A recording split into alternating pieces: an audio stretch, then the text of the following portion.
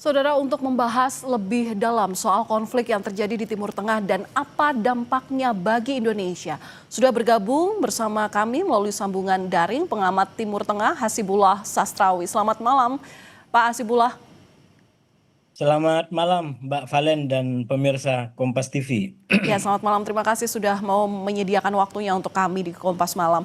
Pak, ini jadi bagaimana seharusnya pemerintah Indonesia dalam menyikapi konflik Iran, Israel, dan Amerika? Yang pertama sebelum menjawab pertanyaan Mbak Valen, karena saya mengikuti konflik ini dan tampil dalam beberapa kali acara, kita perlu update untuk perkembangannya, terutama sekarang di waktu kurang lebih 32 menit, 32 jam lewat 30 menit semenjak serangan dilakukan oleh Israel dan Amerika pada siang hari waktu Indonesia kemarin. Saya melihat perkembangannya dua, Mbak, yang saya catat. Yang pertama adalah serangan demi serangan itu masih terjadi dan makin intensif. Bahkan yang terbaru, serangan yang paling besar itu terjadi di Israel di daerah Beit Shemesh atau Beit Shams kalau dalam bahasa Arab, ya, di mana puluhan korban diberitakan menjadi korban dari serangan yang dilakukan oleh Iran sebagai balasan atas serangan yang dilakukan oleh Israel. Dan yang kedua, konteks yang menarik adalah justru pernyataan pers secara eksklusif yang disampaikan oleh Menteri Luar Negeri Iran, Abbas Araghchi, kepada Al Jazeera kurang lebih 30 menit yang lalu. Banyak hal yang disampaikan oleh Abbas Araghchi. Yang pertama di antara yang paling penting menurut saya, bahwa Iran mempunyai sistem dan konstitusi yang sudah cukup kuat, termasuk ketika mengantisipasi masa-masa krisis seperti sekarang. Dalam pernyataan yang disampaikan Arakji, bahwa sekarang sudah mulai terbentuk yang namanya Dewan Kepemimpinan Transisi yang Hmm. dipimpin dari tiga unsur, yaitu dari unsur Presiden Iran, Masoud Pezeshkian, kemudian dari unsur Mahkamah Agung, dan juga dari unsur Dewan Penjaga Konstitusi. Nah, Dewan ini akan menjalankan roda pemerintahan dan kepemimpinan pada masa-masa transisi. Dan yang kedua yang sangat sangat kuat menurut saya pernyataan Abbas Araghchi, bahwa kurang lebih dalam 1 hari atau 2 hari ke depan kemungkinan akan sudah mulai terpilih pengganti daripada Ayatullah Ali Khamenei sebagai pemimpin tertinggi. Nah, itu Oke. artinya kurang lebih dua hari lagi paling lama Iran akan kembali pulih sistem kepemimpinannya dalam bentuk piramida yang selalu sampaikan, bahwa serangan kemarin berhasil membunuh beberapa orang yang berada di ujung tertinggi piramida kepemimpinan. Tapi dengan adanya sistem yang sudah cukup kuat, termasuk konstitusi yang mengatur pemerintahan dan tata kelola kepemimpinan di Iran, maka yang disampaikan oleh Abbas Araghchi menjadi kayak semacam bukti bahwa Iran mungkin bisa diserang. Malah ini juga disampaikan oleh Abbas Araghchi, Iran Ya. mungkin bisa diserang dan dibunuh salah satu pimpinannya, tapi sistemnya sudah berjalan dengan sangat kuat, konstitusinya sudah mengatur waktu demi waktu yang harus dilakukan pada masa-masa krisis seperti sekarang, Mbak Valen. Ya, lantas bagaimana sikap Indonesia dalam menyikapi konflik ini, Pak Hasibullah? Ya, menurut saya ini untuk masyarakat Indonesia terutama dan juga pemerintah. Kepada masyarakat menurut saya, karena masyarakat kita memiliki kecenderungan untuk dukung mendukung. Jadi Ya. dan sekali lagi karena ini juga sifatnya emosional dan tokoh penting, jadi masyarakat akan menempatkan dukungannya berdasarkan mungkin warna-warna atau mungkin keadaan-keadaan kebudayaan tertentu, dan dari situ kemudian merasa mendukung yang satu dan tidak mendukung yang lain. Itu adalah sikap umum daripada masyarakat yang memang di Indonesia itu menjadi ciri khas. Nah, yang paling menentukan menurut saya, dan ini harus diperhatikan justru oleh pemerintah. Yang pertama, pemerintah harus betul-betul berpegangan kepada nilai-nilai kebangsaan kita, panduan-panduan kebangsaan kita, terutama berkaitan dengan negara-negara yang sedang berkonflik seperti Iran dan Amerika dan Israel sekarang. Tentu yang dilakukan oleh Israel dan Iran itu tidak bisa dibenarkan karena itu adalah agresi, itu adalah serangan terhadap negara yang berdaulat dan Iran mempunyai hak secara hukum, secara apa namanya, secara moral untuk melakukan pembalasan. Dan itu juga tadi yang disampaikan oleh Menlu Iran bahwa Iran memiliki apa namanya pijakan hukum dan pembenaran untuk melakukan serangan balasan. Namun demikian sekali lagi pemerintah harus menurut saya berpegangan kepada perspektif kebangsaan kita terutama kaitannya dengan turut serta menciptakan perdamaian dunia berdasarkan perdamaian abadi. Jadi ini adalah sebuah konteks yang sangat kuat. Nah, oleh karena itu kalau Bapak Presiden mengusulkan agar menjadi mediator dalam situasi ini, menurut saya ini usulan yang sangat kontekstual. Walaupun kalau kita cermati di dalam perkembangan global secara umum, mungkin kalau hanya sendiri itu akan sangat terbatas ya untuk bisa menjadi mediasi. Saya di TV sebelah barusan menyampaikan saya melihat minimal ada 3 negara atau 3 pemimpin yang sekarang kalau ini menjadi trio kerjasama mungkin akan bisa memudahkan kerja-kerja mediasi untuk meredakan perang ini. Yang pertama adalah Indonesia dengan Pak Prabowo yang sudah mengusulkan tadi. Yang kedua juga Turki dengan Erdogan yang kita tahu Turki juga punya hubungan dekat sama Amerika sama Donald Trump dan banyak juga dipuja-puji di dalam forum-forumnya bahkan ada kayak semacam hubungan segitiga di antara Trump kemudian Netanyahu dan Erdogan saking dekatnya gitu. Dan yang ketiga menurut saya ini yang bisa juga dimainkan dalam peran mediasi adalah Presiden Putin dari Rusia. Jadi kalau kita baca Presiden Putin mungkin dia bisa berganti peran dengan Trump. Kalau Trump dalam konteks perang Rusia dengan Ukraina, Trump menjadi mediator untuk bisa mengakhiri perang ini, maka perang yang sekarang dilakukan oleh Amerika dan Israel dengan Iran justru bisa juga digunakan oleh Putin dan Rusia untuk menjadi mediator. Nah, Tapi sebenarnya apakah iya, tapi apakah Iran ini akan kembali ke meja perundingan? Kemungkinan yang terjadi seperti apa, Pak Hasibullah? kalau kalau saya mengikuti dari perkembangan terbaru dari Menlu Abbas Araqi tadi, sebenarnya walaupun pahit bagi Iran, traumatik bagi Iran. Kenapa traumatik? Karena tadi juga dikutip dalam wawancaranya, bayangkan ini 2 kali Iran sedang berunding dan baik-baiknya lalu tiba-tiba diambil serangan oleh Israel dan oleh Amerika.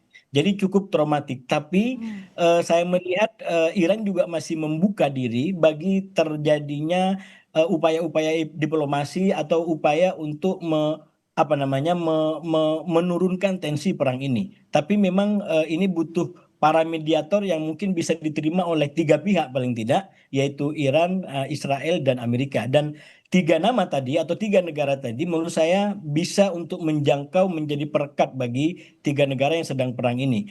Komposisi ini menurut saya belum sempurna karena mestinya ada dari Eropa yang juga punya punya peran menentukan dalam situasi sekarang. Tapi kita tahu Eropa dengan Rusia, dengan Putin dia tidak akan pernah ketemu.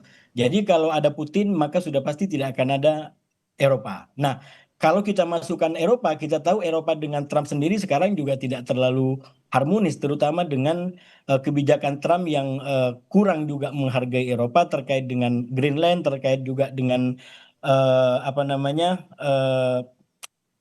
upaya yang mau dilakukan di Greenland ya dan di tempat-tempat lain yang itu membuat kehormatan Eropa tidak diperlakukan sebagaimana mestinya oleh Trump. Nah, oleh karena itu formula 3 negara dan 3 pemimpin ini menurut saya bisa untuk mungkin saling memulai upaya mediasi. Sekali lagi upaya mediasi ini penting karena ini dampaknya sudah mulai kemana-mana dan mulai menyangkut kepada kepentingannya banyak pihak, bukan hanya regional Timur Tengah, tapi juga berkaitan dengan kehidupan dunia secara umum. Nah, yang perkembangan terbaru juga yang menurut saya ini juga akan menentukan ke depan kalau komunitas internasional tidak segera mengambil inisiatif, ini sekarang lagi posisinya wait and see adalah negara-negara Arab Teluk. Negara Arab Teluk ini kan sudah diserang sedemikian rupa oleh Iran Dan lagi-lagi dalam perkembangan terbarunya, menlu Iran cukup kewalahan menjawab pertanyaan-pertanyaan dari Al Jazeera karena kenapa kok kemudian yang diserang justru negara-negara Arab Teluk. Jadi Iran tetap bersikukuh bahwa itu adalah serangan bukan ditujukan kepada negara-negara Arab Teluk, tapi itu ditujukan kepada pangkalan Amerika yang ada di negara-negara ini. Tapi persis seperti ilustrasi duri dalam daging, walaupun yang ditarget adalah durinya, tapi dagingnya yang ada di sekitarnya juga terkena. Dan itulah sekarang yang dirasakan oleh negara-negara Arab Teluk yang menjadi terdampak secara langsung dari perang ini.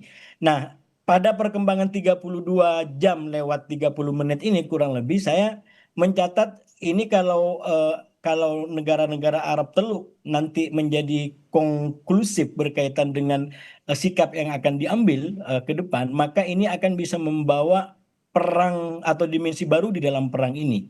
Minimalnya yang saya baca adalah bahwa mungkin negara Arab Teluk bisa meredefinisi ulang yang disebut sebagai musuh. Kalau saya menggunakan terminologi redefinisi, karena kalau kita merujuk kepada katakanlah peristiwa rekonsiliasi yang terjadi di antara Arab Saudi dengan Iran pada awal tahun 2023 lalu, maka sebenarnya praktis yang menjadi musuh bagi negara-negara Arab Teluk atau negara Timur Tengah secara umum itu hanya Israel. Dan ini berbeda dengan situasi atau definisi musuh bagi negara-negara Arab di Timur Tengah sebelumnya, di mana ada dua, yaitu Israel di satu sisi dan Iran di sisi yang lain, karena mereka juga sempat ada masalah. Tapi dengan adanya rekonsiliasi per awal 2023, maka secara efektif yang menjadi musuh hanya Israel, karena Iran lalu kemudian sudah diterima bahkan hubungan sangat baik termasuk dengan Arab Saudi, termasuk dengan negara-negara lain di Qatar. Nah, dalam situasi perang ini sekali lagi kalau situasinya tidak membaik dan kemudian Iran dimasukkan kembali sebagai musuh dan dijadikan alasan yang sah untuk diserang karena memang sudah menyerang mereka, maka menurut saya ini juga akan mengubah peta eh, persekutuan, peta permusuhan di negara-negara Timur Tengah. Dan mungkin kalau itu dilakukan, justru yang menjadi musuh bersama itu adalah Iran dan secara tidak Ya, langsung justru negara ini akan lebih dekat dengan Israel iya Pak walaupun Hasibullah. sekarang mereka sudah dengan Israel. Iya, maaf saya potong, kami paham maksudnya. Tapi konflik yang terjadi ini baik langsung maupun tidak, ini kan pasti akan berdampak pada Indonesia, baik posisi Indonesia dalam hubungan internasional, serta dalam hal ekonomi pasti. Nah, rekomendasi apa yang bisa Anda berikan pada pemerintah mengenai hal ini? Yang pertama, menurut saya pemerintah sekarang dalam situasi perang yang terus meningkat harus betul-betul melihat dan mengkaji situasi lapangan, terutama melalui semua kedutaan besar, Bapak Duta Besar kita di wilayah-wilayah konflik ini, untuk memastikan perlindungan dan apa namanya keselamatan bagi warga negara. Sekali lagi itu adalah mandat konstitusi yang paling penting. Sebelum kita bicara yang lain, maka yang harus dikedepankan, diutamakan adalah bagaimana warga negara kita yang ada di Arab, yang ada Ya. di Irak, ada di Timur Tengah secara umum tidak terdampak dari perang yang sudah mulai membesar dan hampir tidak terkontrol ini. Dan sekali lagi ujung tombak daripada kebijakan yang bisa diambil oleh pemerintah adalah Bapak Duta Besar yang berkuasa penuh di wilayah masing-masing untuk memapping dan memeta kondisi lapangan dari warga negara kita. Langkah-langkah yang dibutuhkan menurut saya itu harus ditimbang secara cepat. Saya di TV sebelah barusan dengan Bapak Dubes kita di Iran, dan menurut saya bagan analisanya saya sampaikan ini bisa mengikuti bagan bahwa ke depan kemungkinan yang terjadi adalah di antara dua skenario, yaitu skenario perubahan rezim secara paksa yang itu diinginkan oleh Amerika dan Israel, atau justru skenario penguatan atau pembaharuan revolusi Islam Iran. Jadi konteksnya itu adalah dua dan itu akan melahirkan dampak dan ancaman keamanan yang berbeda. Kalau yang terjadi adalah katakanlah penguatan daripada revolusi Islam Iran, Ya, singkat maka saja Pak. ya mungkin tidak akan terlalu membahayakan keamanan di jalanan karena ya serangan-serangan mungkin tidak akan terlalu tidak terlalu intensif, walaupun tetap kemungkinannya juga terbuka. Baik. Begitu, Mbak. Baik, terima kasih atas insight-nya sudah berbagi bersama kami di Kompas Malam, pengamat Timur Tengah Bapak Hasibullah Sastrawi. Terima kasih Pak, salam sehat selalu. Terima kasih, Mbak Valen.